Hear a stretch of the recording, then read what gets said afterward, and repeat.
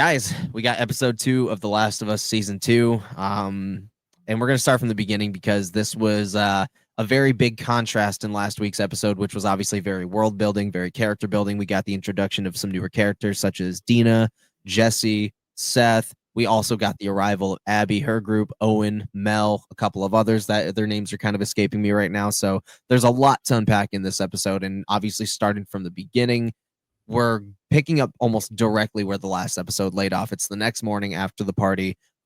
Jesse knocks on the door, wakes Ellie up to go on patrol, and the whole day like ensues. I was actually really interested and kind of surprised how fast the pace was for this episode. Yeah, it was definitely a lot faster than the first one. A lot happened. Definitely a major contrast. Like I think I told you guys in last week's episode that I knew some big shit was gonna be happening in this. Like, you know, we saw the infected in like the sewer drain, and like I had a feeling. I didn't know what was gonna happen and like to the depths that it was gonna happen. I just knew something big was gonna happen in this episode. I think I thought like the horde attacking Jackson. I thought that was probably going to be the big thing. Turns out that was the smallest thing in this episode. Dude, I thought like, and even watching, because like right before, full disclosure, right before we hit record on this, I just got done streaming episode 2 for my Twitch audience, which is for TV Tuesday.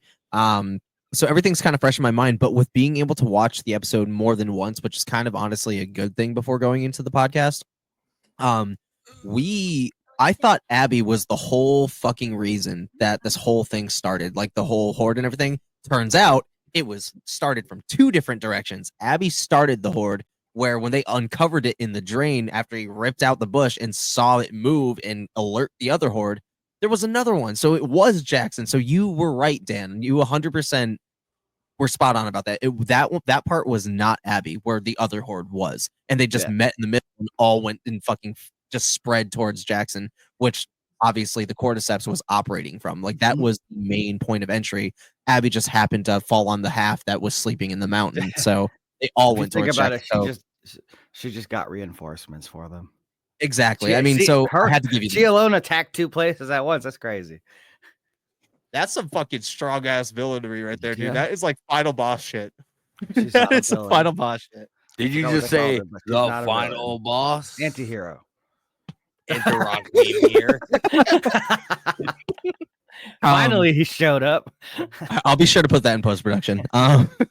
But 100%, like, there was so much going on, because if you look at how the town was, everything was fine. Like, everybody are coming off the high from last night. Some of us literally were coming off like this really good night that the future looked really bright the night before.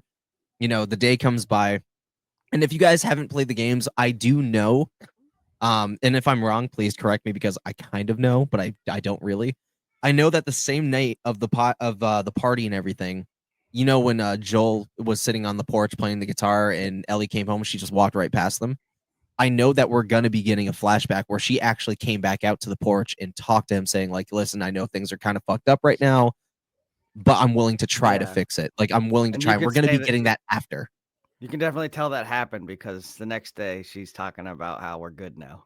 Yeah, and like how we're supposed to be going on. That guy isn't going to be the only thing that fixed that. They had to have talked. Yeah, they definitely had to have, like, you know, kind of like rendezvoused and kind of explained, if not the whole situation, they're starting the route of healing. But the unfortunate part about it is, like you said, you know, she woke up the next morning like, yeah, you know, we're good now. She wanted to go on patrol with Joel. She 100% did, but Joel thought, you know, maybe she should get some extra sleep. You know, he was trying to do a good thing for her, because everybody waking her up dumb fucking early in the morning, like the first episode, how she wasn't ready for shit. Now she's like, you know, me and Joel are going to go patrolling. We're going to try to get, you know, that old feeling back. Finds out he's been gone for like an hour with Dina already. Like, they're already on patrol and everything. Like, they're already scoping the area. So right there, I kind of was like, fuck, they're really going to do it this episode. Like, they're really going to do it this episode, because I knew what that meant. Like, I know that in the game, it basically went down the same fucking way. So I'm like, dude, there's no fucking way they're pulling it this quick, this early. And like, the pacing, dude, was just fucking fast. What's up, Dan? Yeah, I was hoping it wasn't going to happen this episode. And Same. like, you know, we're definitely going to go into more detail later on in this podcast or whatever. But I will say, like, I wish we would have seen that interaction between Joel and Ellie, because I feel like it would have hit a little bit harder, the whole, what happened at the end of the I actually think the episode. opposite. I think the fact that Ellie didn't get to talk to him hits harder. Same, Now because she goes without saying they left on bad terms. There's no way to fix it now. and like that you convince the audience of that. So like right now they're just fucking gutted. They're just like, dude, what the fuck? There was no reconciliation. There was no good sign. We didn't get that same typical, relationship point of view that we got in the first season, like their closeness. And I'm excited for that in the flashbacks, but I'm heartbroken for it because it's like, dude, shit was good at one point, like what the fuck happened?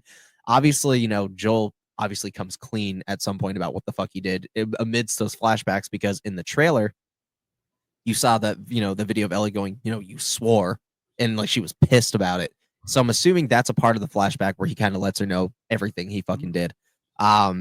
But with that, it's like, so in the first episode, we obviously got the world building episode, which she knows. She knows now. Clear as fucking day. There's obviously a rift between them, so we're gonna get that. But that's why we didn't get, those happy moments, those close moments that we got in season 1 with them, is because there is fucking damage there. Really bad, almost irreparable damage there. So yeah, them not kind of saying, yeah, they talked and everything. No, I feel like had they shown them talking before him dying, would have honestly brought that down, because you would have expected it. Because that's always the common recipe, is if you see somebody reconciling, something's bad to follow. Yeah, so if you don't tell them, it keeps you guessing. It keeps you wondering, like, oh, they're not going to kill him yet until they reconcile. Nah, bitch, they fucking did. But they also reconciled. You just didn't see it yet. So I think it was a good point. It was a good thing to do. The whole rift thing between them, and the same thing I was talking about last week, how Ellie must know that she had a chance to save the world and got pulled from that, because when they got to Eugene's 7-Eleven weed farm, Jesse's talking about, oh, it's a shame going out like that, he couldn't be saved, and she's sarcastically kind of like, yeah, damn, that sucks, knowing that she could have technically saved him. She could have saved everybody. And that's like the craziest thing is, like, I'm still like, is she more mad that, he killed all the Fireflies and Marlene? Or is she mad that she couldn't save the world knowing she could have and Joel took that chance? So it's like, I think there's so many questions, there's so many what ifs, like what's really going on here? Like that's something I'm really looking forward to about this season, is like the whys. What is she the most effective over? How did she find out? Did he just randomly fucking come clean? Like, hey, what's up, morning? Made you breakfast and eggs. Oh, by the way, I killed Marlene. Like, I'm wondering how it went down, Yeah. But this episode, man, like the farther we got along, I think I can speak for all of us, and I'm pretty sure we can all agree, this episode was just anxiety all over it. Yeah. She had no break. There was no break. It's like, okay, maybe we're good now. It's chilling out. She's punching him, but it's going to be fine. Oh, there's a horde attacking now. Oh, there's just everybody dying inside of Jacksonville. Oh, she's still beating the shit out of him. Oh, she's still beating no the matter shit out what. Something's happening. Yeah, like we saw our first bloater for this season. The first bloater of the season. Oh, yeah. And he's bigger than the last one. And for people that don't know, I actually explained this on my live. The bloater is all practical effects for the most part. Like there's somebody in a bloater suit, obviously he's like, painted down, all that, but digitally they make him look bigger. Like they blow up his size a little bit more. And anything that he's doing in terms of like, obviously breaking down a fucking wall or, certain kills that he's doing, those are CGI. But the movement and everything is a real human being in a suit. So I thought that was really fucking cool.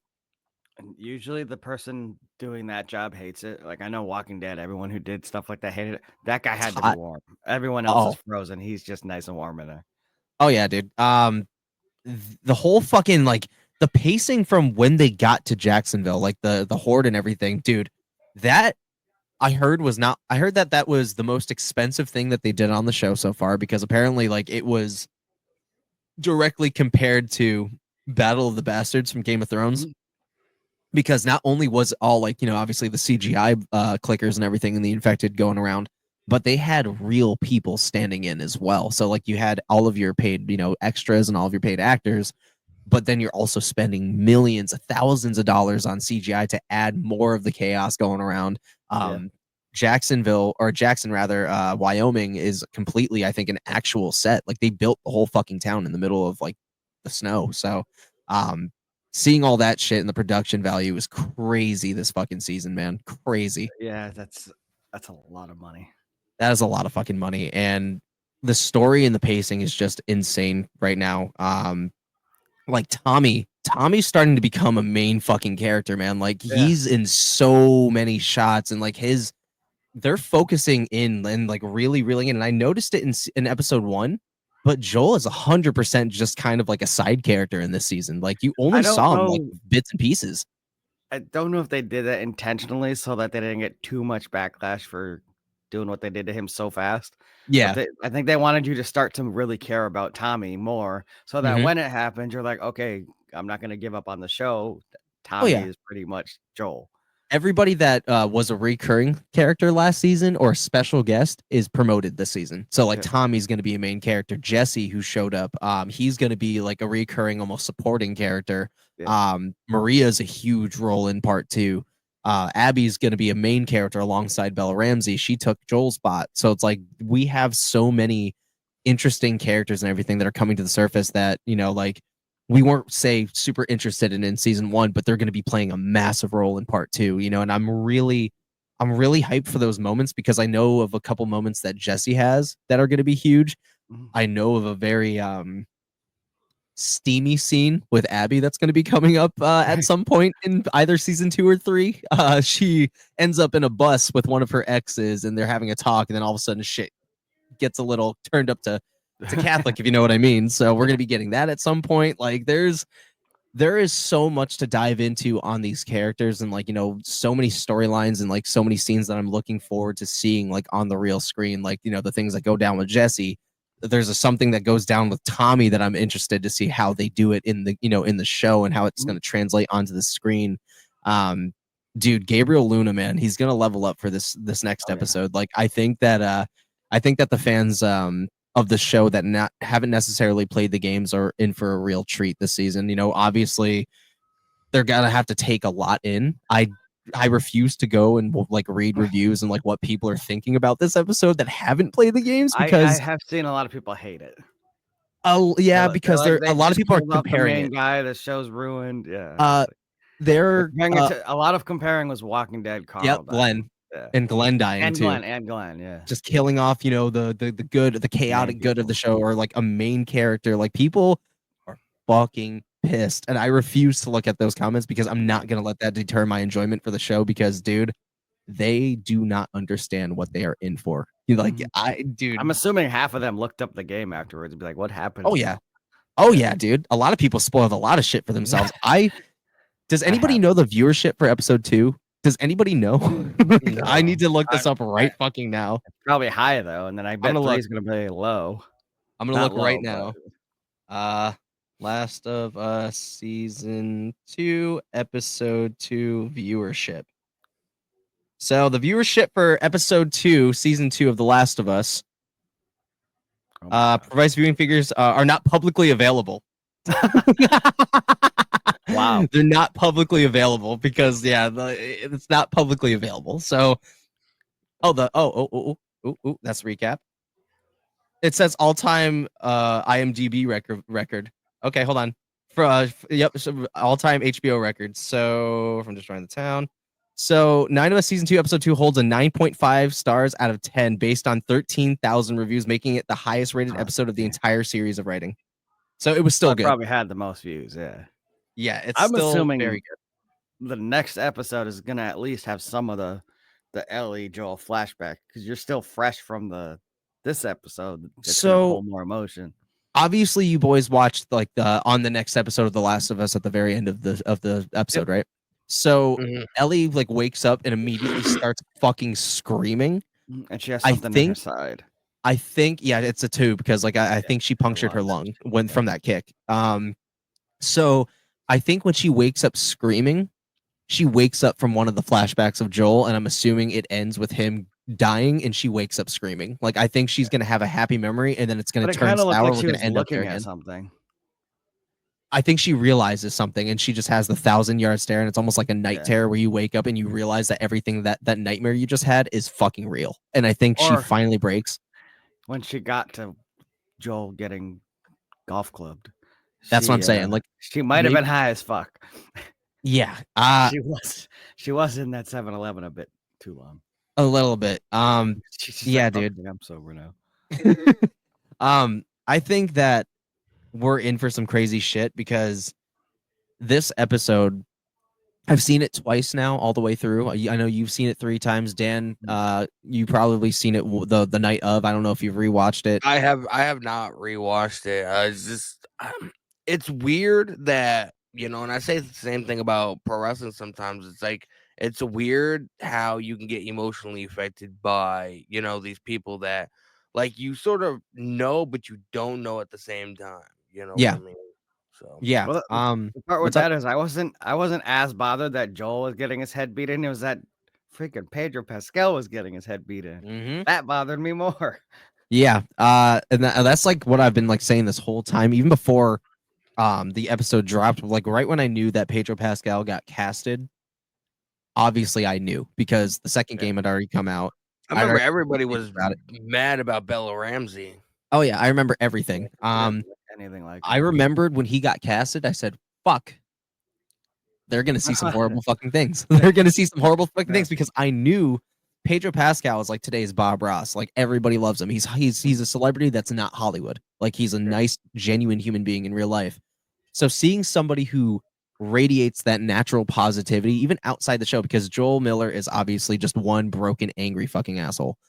But in real life, you know all the good that PedroPascal radiates. So to see somebody of that goodness getting fucking mauled down in the worst way in front of their on-screen daughter who is getting fucking destroyed, that's hard, man. That's a hard fucking nasty pill to swallow it, but swallow it. We most certainly motherfucking did. We did, and it's hard. It was hard, and the moment he got cast, I'm like, well, fuck, man. I know that this is gonna break the internet one day, and it 1,000% is breaking the internet currently.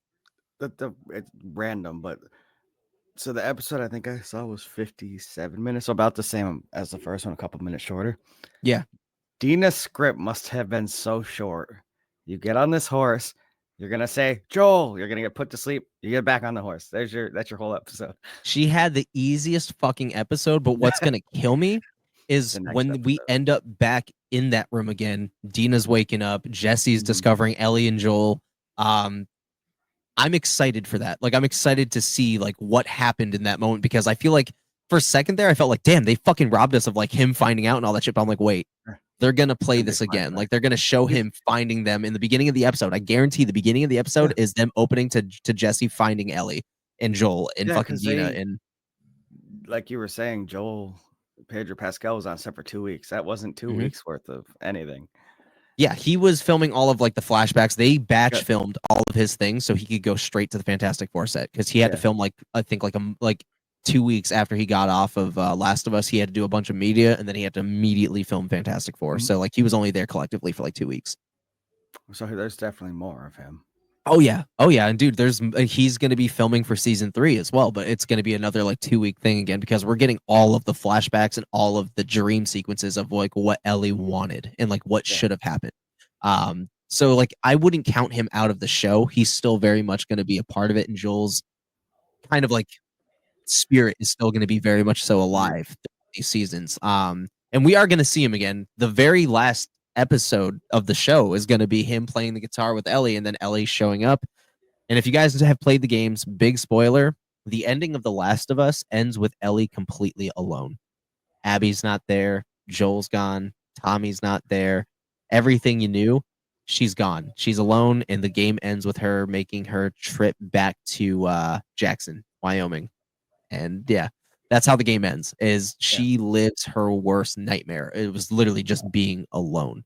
I'm not going to go in further because there's a lot of story packed there. The journey is more about the journey, not the destination.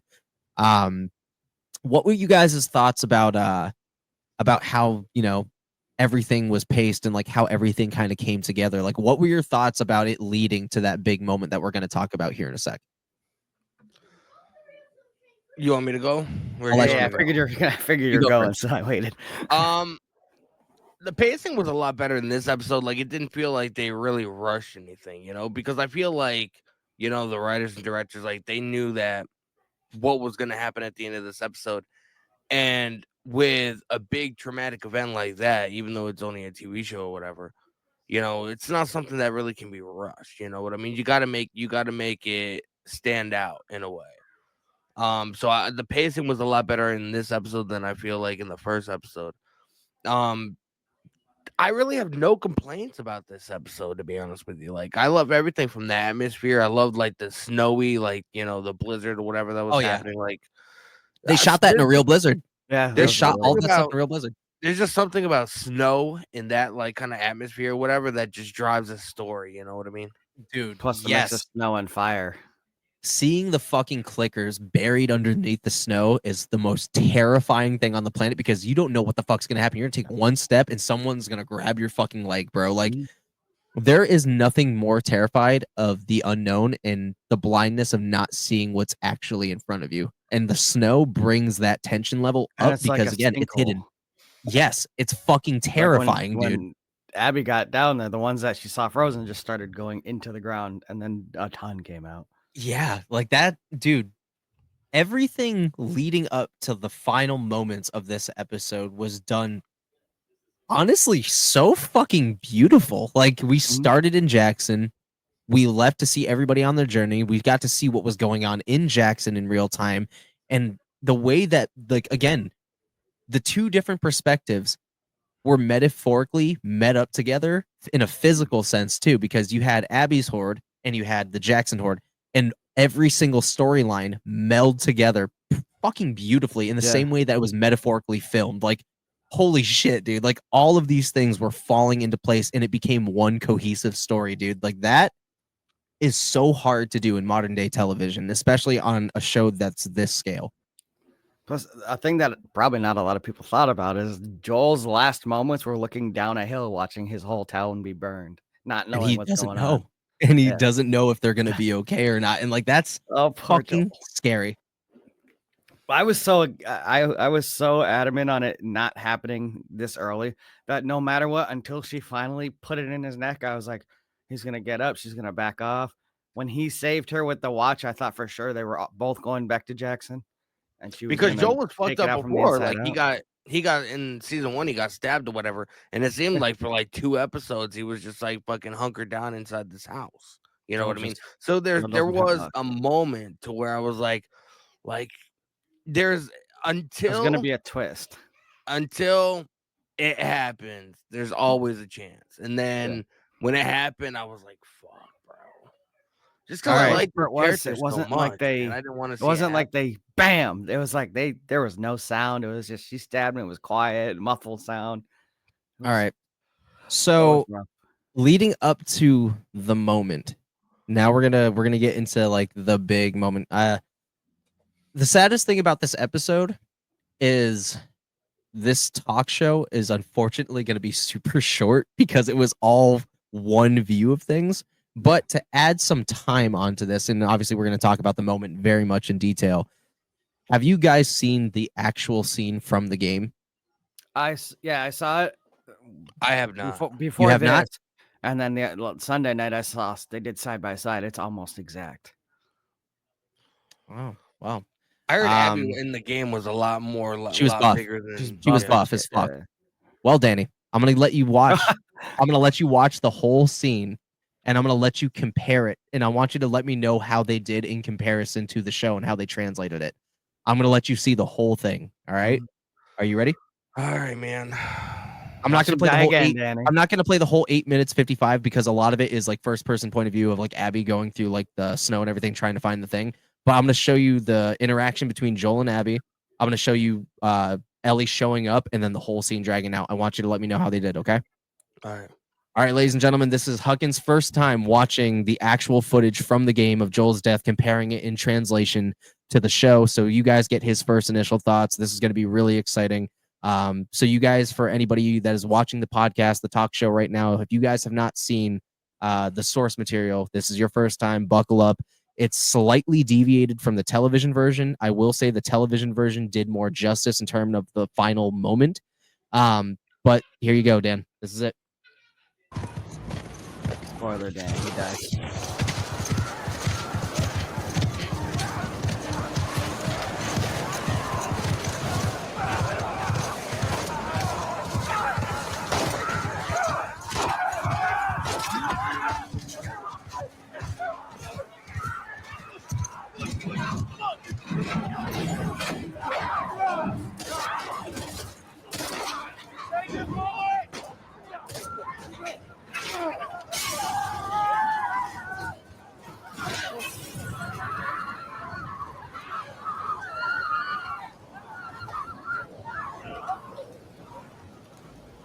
They should have added this to the episode.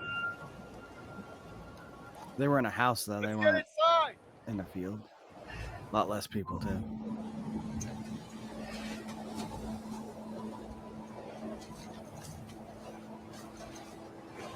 And also in the game, it wasn't Dina that was there; it was Tommy. Bro, that's an exact, like, the house in the show is an exact replica of that. Yeah, dude, they fucking killed it. Scared us. How you guys doing? And they still technically had that scene. They just split it. That was Jacksonville that had the horde because the horde didn't follow them. Saddles off? Here we go. No, it's all right. We'll just ride out the storm and get out of here. I've got any brushes or towel or anything? You want nothing but lucky. You have no idea. Y'all get electricity in here. Fuck. There are solar panels on the roof. Who are these people? How long y'all been here? Since yesterday. Yesterday. I actually like Dina was there instead of What are y'all Tommy. doing out this way? I'm just passing through. You two live nearby? We do. A few hours down the hill. Y'all should come back with us. Restock before you head out. Appreciate it. I'm Mel, by the way. Tommy, this is my brother. Joe. And that's when they all realized it's Joel. Y'all like Why is or it- something. Because they have.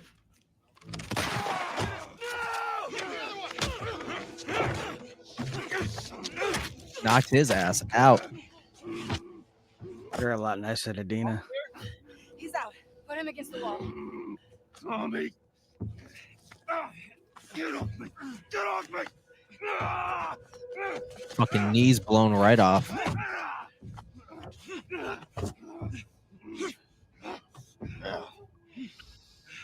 Puta madre.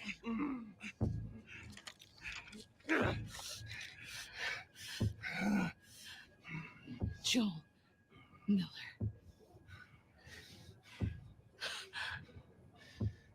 Who are you? Guess.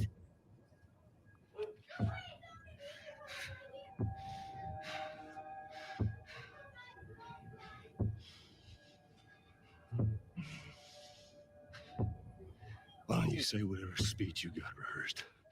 Get this over with. Pascal did such a good voice emulating Joel's voice, bro.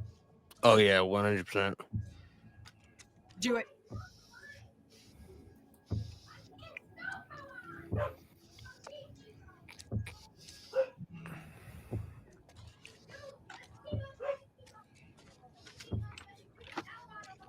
Don't you fucking move.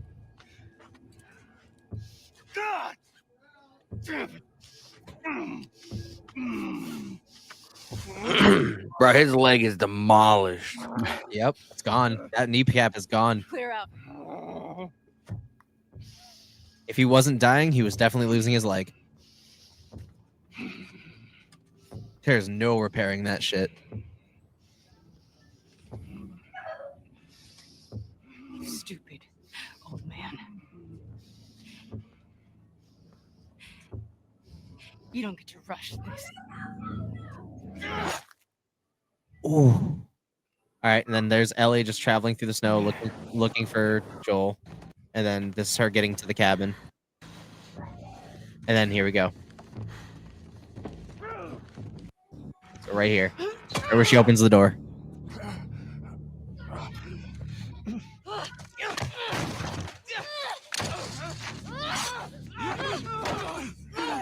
Get her down! Get off me! Get her hand! Get the fuck off me! You got her. Look, you got her. Okay? You're gonna fucking die! What's going on? Let him go. Who is that? Let him go! Why aren't you posted up outside? We didn't think anyone was gonna show up. What the hell did you expect? We got to get out of here before the whole town's on top of us. You're done. You want what I want, right? End it. Now.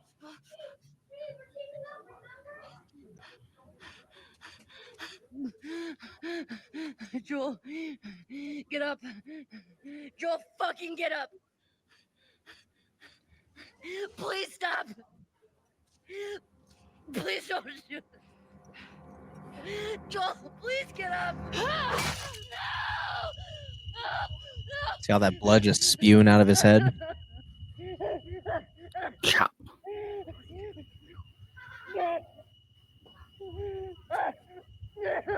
Fucking kill you.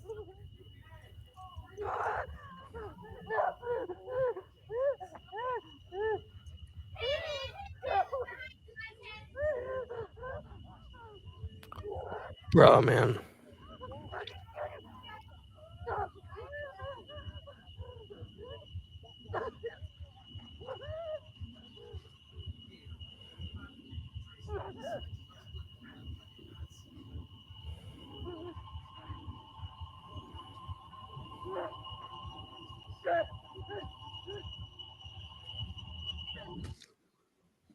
Whack. And that's it. That's the death scene in the games, my man. What did you think in retrospect to the show itself? It's pretty much identical, except like obviously I think in the show they were like in an upstairs room or whatever. They weren't like in the basement or anything like Yeah, that. small deviation physically. I enjoyed it, you know. That's sick, Danny. Bella that you Ramsey enjoyed sounds that. exactly like Ellie does in the game. I Yeah. noticed that, and you know, who voiced Joel in the game? Troy Baker, who did Troy the Baker. Joker in Arkham Origins. Yeah, Troy Baker. I mean, bro, PedroPascal did like a spot on like replication of the voice, bro. It's insane. I don't know if you caught it. The very end of the episode 2, you hear a woman singing, and she's playing the guitar. You know, through the Valley of Death.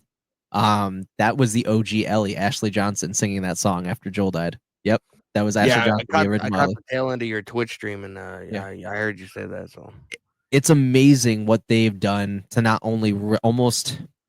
I like that they didn't spot on replicate the death scene. Like, I'm glad she got a little bit of that speech out. Like, I'm glad she got like the important things covered before killing Joel, so it wasn't just kind of like a random ass kill. Like, they gave it more. Like, they made it personal. Like, Joel, when he died, had no fucking clue what the fuck he was dying for in the game. Yeah. Like, he had no fucking clue. I like that in the show version, he gets the idea. Like, he knows that he fucked up, and he's just like, all right, I've been waiting for this.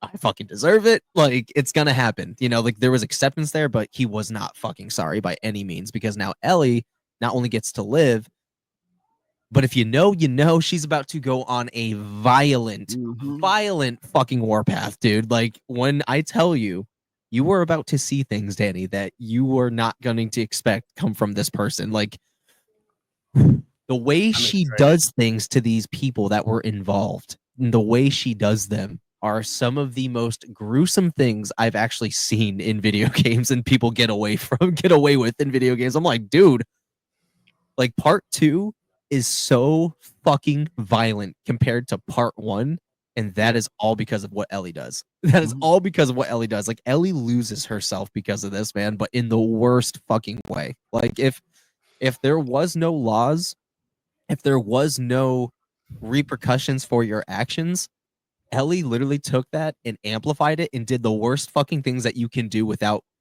getting in trouble. Like, if there's something that you'd want to do, somebody that you genuinely hate, odds are you're going to see her do it to one of these people. Yeah. And some of them don't even fucking deserve it. Like, for example, Mel, the person that she told to tourniquet Joel's leg, and she told her to shut the hell up or she was going to bash in Dina's head in the show. That chick did not deserve to be there. She should not have been a part of that, because she was just there. She's guilty by association, and the things that happened to her, dude, and you saw Owen in the show. He has so much common sense. Like, he humored Abby, like, he helped her, but he did not expect it to get this far. And that's something that Kyle said in the Twitch chat while we were watching the episode today. He had common sense, and he just, like, listen, you're actually doing it. We can't go back from it out, but can you please just fucking end this so it doesn't have to get worse than it is? Dude had common sense in the show, and he still is going to get got eventually. I wish I could spoil more, but I'm not going to, because you need to see so much that is going to happen from this one fucking moment. the people that you thought had the kindest heart are not going to be so kind anymore. Like, it's You even wild. see in the preview for next episode, Dina's already got a hit list going. She drew Dina's the, got a hit list the logo going. and Tommy's thinking about literally blowing up the whole fucking world on behalf of what just happened. Ellie is on a fucking rampage. I mean, she's gonna go through her hurt first. She's gonna grieve for a couple minutes, she's but a little broken right now. oh, and that don't stop her. That don't fucking stop her. Like, we're gonna be in for some crazy shit though, man. Like, when it came to that death scene, Joel's death, now that we can finally talk about it openly and it's out in the fucking air, It's out in the open. that is probably going to be one of the hardest deaths like on screen that I'm going to have to reel back in from, and I think a lot of people are going to have a hard time reeling back in from just by the case it's fucking PedroPascal, dude. It's PedroPascal. I was saying that the Like other day, losing too, a like, family member, kind of. there's, You know, there's I can't think of another on-scene death. Like Glenn is not even close to this, and Glenn was bad. Glenn was so where I'm gonna say Glenn's death for me is still the most effective. It's because of what we saw and how they did it. Like the It fact was more gruesome, yeah. But I I feel think like this Glenn's one was death, more like, shocking.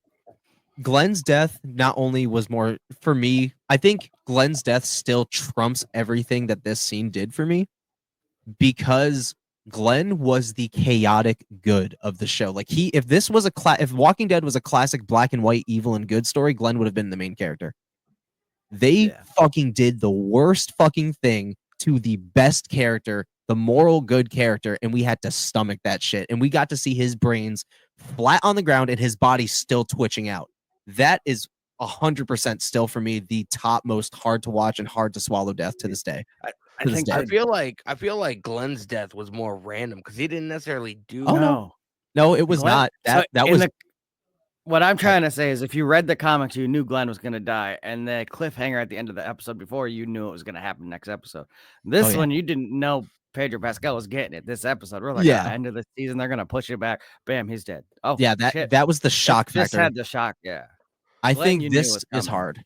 I think this one was hard because it was random. And I think I will give you that 100%. It was so fucking random that's what honestly elevates the shock factor because it's their main fucking character and they just killed him off in episode 2. And we have 5 episodes to go till the season. Part of me feels like if PedroPascal didn't have to it didn't have like other things to do, like other filming commitments or whatever. No, I feel like they would have tried their best to try and expand it from happening for a couple more. Oh, yeah.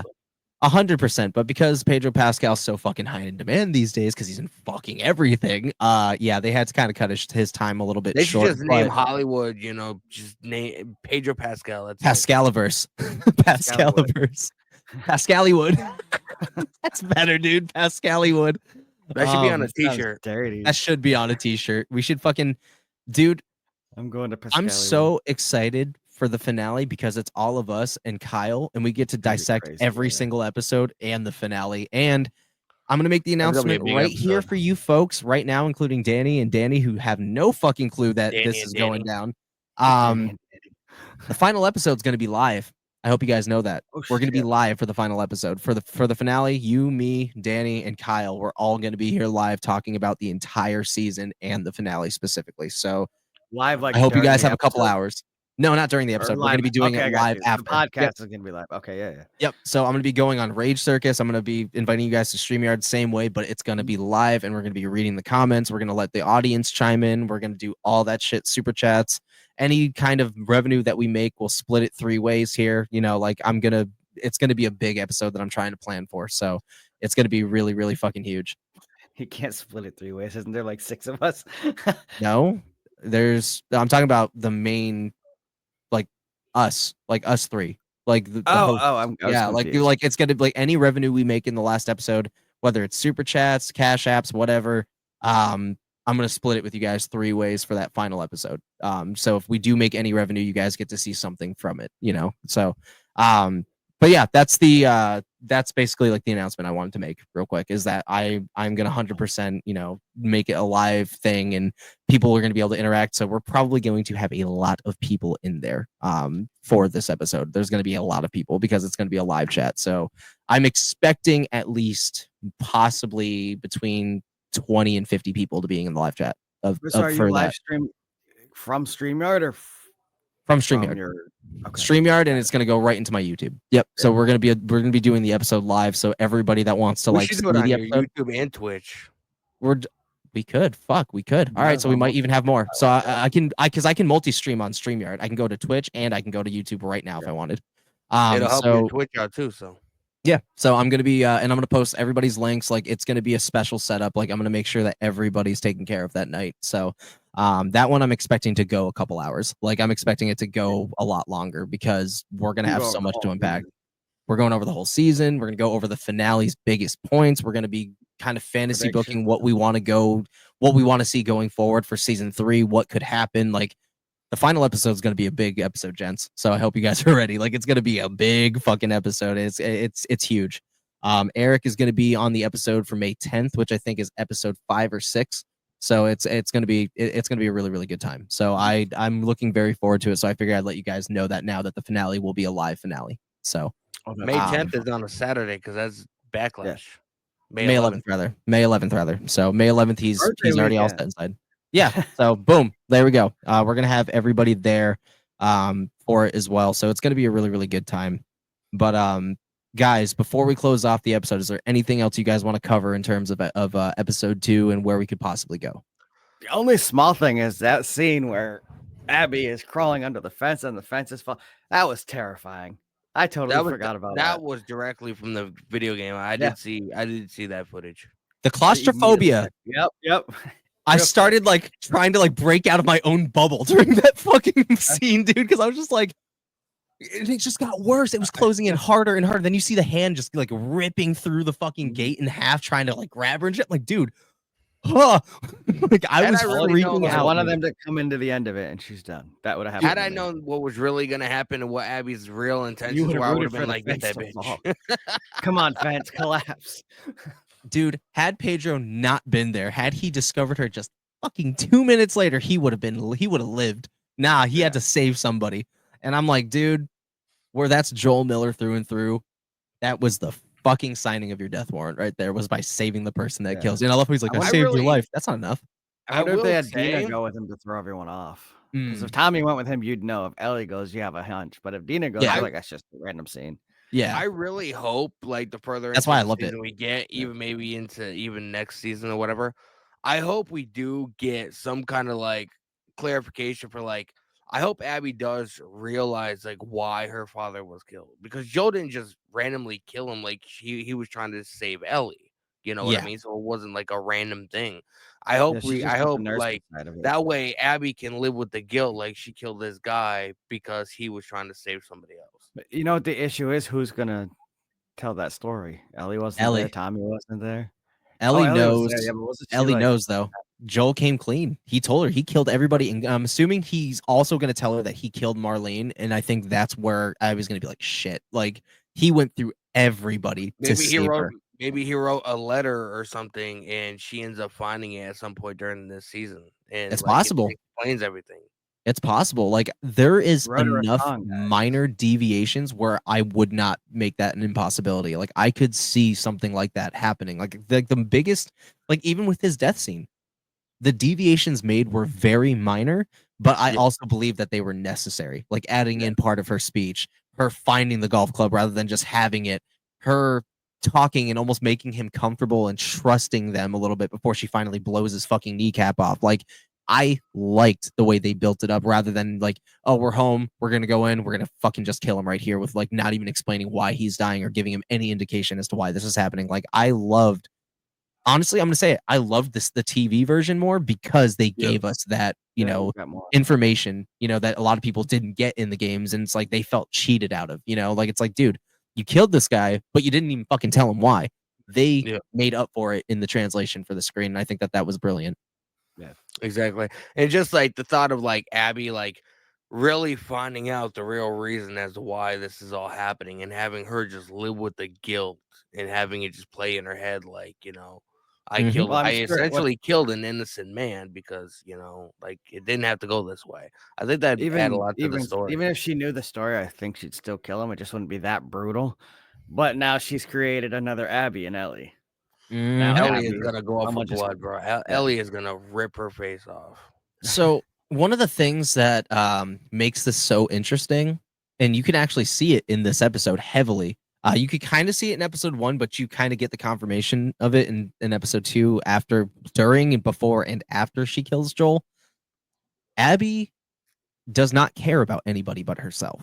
She is so fucking self-centered. She does. It's either Abby's way or the fucking highway, dude. Like, Owen even said it. He's like, my plan is for us to leave because we're the only ones who are gonna die if she keeps doing this. yep. And he was very right. Abby is pushing away everybody that gives a fuck about her or can, help her in any way. And that actually gets thrown out in part 2 of the game. Like, somebody that we have not met yet tells her straight up, like, you don't give a fuck about anybody but yourself, and basically tells her to fuck off. And Abby ends up kind of having some of these regrets in a way. And she starts kind of thinking about things, and that's where things are going to be interesting. But I'm going to leave it at that just because I don't want to dive into something that has not happened yet. I just have a feeling that we haven't even scratched the surface on the possibilities and like what's going to happen. Like, it's only going to get even more fucked up from here. Yeah. I'm going to end my perspective on this episode with something I've said before, and I kind of want to reiterate it every episode, that I genuinely believe that Season 1 is Ellie and Joel's story. Season 2 is Abby and Ellie's story. Season 3, I think, is going to be in the perspective of Abby. So we're going to be seeing Abby as the main character for the most of Season 3. And then Season 4, where they're going to end the show, is the full circle motives of Abby and Ellie. And we're going to see the crazy shit in like the end game of everything going on. So because I know that half of Last of Us Part 2, you play as Abby and you get her perspective to get that like understand and also the empathy as to why she is the way she is, even though it's not fucking good enough. So I'm really the one that twist your view and be like, oh, Abby's the good guy, they're the Yeah. bad guys. because now you get to live in perspective. Then you don't like, know who to care about. You might be that's like, damn, something I'm that glad he died. I held that Negan said in The Walking Dead. He said everybody doesn't want to believe that you're the bad guy. Like he's a nobody believes they're the fucking bad guy, and that's something that always stuck with me. And that is exactly what we're seeing right here. Because in a lot of stories, Abby's the fucking hero, where in our story, Ellie is. That's So it's why like when it is. anyone calls her a villain, I'm like, no, she's an anti-hero. She's just not. Mhm. She's not a villain. She has She the didn't get her same. story first. She has the same motive that Joel had in mind. So can you fucking blame her? But at the same time, Joel had a fucking purpose. So it's like we can, but we can't. And that's what makes this story so fucking hard. And also probably it makes it so compelling to just keep watching because it's one of the greatest shows for all time for that specific purpose, the story. Yep. So guys, that was episode 2. Any last thoughts? No, we'll be back. This week's schedule is a little wonky or whatever. We'll be back next Monday morning/afternoon for the next episode and next podcast. So I hope you guys subscribe and tune in because it's only going to get more hectic from here. Absolutely. Dan, you got anything you want to add? I don't. It's gonna be good. It's gonna be a lot. This episode's crazy. It really fucking was. Guys, that was the official talk show for Last of Us Season 2, Episode 2, right here on YouTube on the Two Sticks and Pure Rage podcast. Thank you guys so much again for helping us unpack a wild fucking episode of The Last of Us on HBO Max. You guys subscribe to that, and you guys can see every episode as they air at 9 p.m. EST time. It's a great time. I'm really excited for the following weeks. We got guests at the likes of Chandler Burton Entertainment. We got ATD Music coming next week as well. Nico Gonzalez. We also have Kyle and Eric from Riker Road making an appearance at some point down the line during the season. Guys, it's going to be very, very great going out from all here. But guys, if you guys enjoy this content, please subscribe and hit that post bell notification so you know when we go live or drop another episode. Be sure to follow both of my co-hosts right here on the channel. They have Twitches, they have YouTubes down below in the description box below. And guys, thank you so much for chilling for Season 2 of The Last of Us. Like always, be safe, stay safe, and we'll see you guys in the next one. Take care. See you guys.